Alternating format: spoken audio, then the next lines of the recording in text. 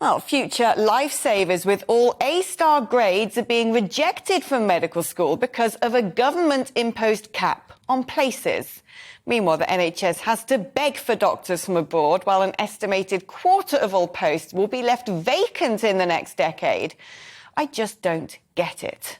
Only 15.6% of applicants for medicine received offers this year, down from 20.4% last year when the cap was temporarily lifted, meaning around 7,500 trainees this year when we have a shortage of around 9,000 doctors.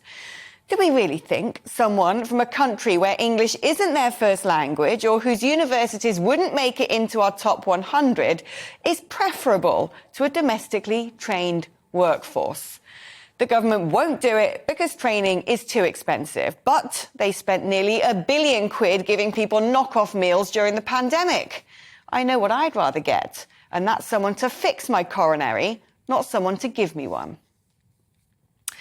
Oh, Rishi, if you're going to try to sound like you don't have millions in your bank account by listing the things you like to order from Mackie D's, you'd better make sure they're still on the menu. The breakfast wrap hasn't been sold for over 2 years, but I've spotted another sign of fishy Rishi.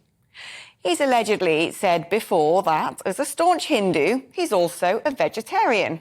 Funny then that he claimed to order a bacon roll with ketchup from the one fast food joint that specialises in cooking holy cow. Then he goes to a Hare Krishna temple with his wife to celebrate Lord Krishna's birthday.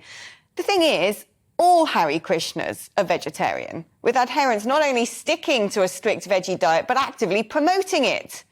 He may claim his tax plans add up, but his lifestyle claims do not.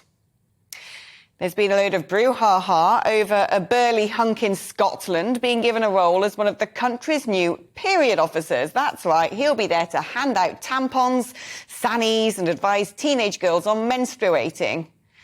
Well, he's hardly able to give first-hand advice on becoming a raging psychotic while trying to manage crippling back pain and searing stomach cramps every month, or be able to offer tips on how to administer products into intimate places. And for the average teenage girl, talking to Mr. Tampax 2022 would be utterly mortifying. Despite it being an either totally unhinged act of wokery or lunacy, there is an upside. For too long, the monthly bleed has been shrouded in taboo. By finally getting lads involved in the chat, perhaps we're one step closer to not being pariahs every 28 days.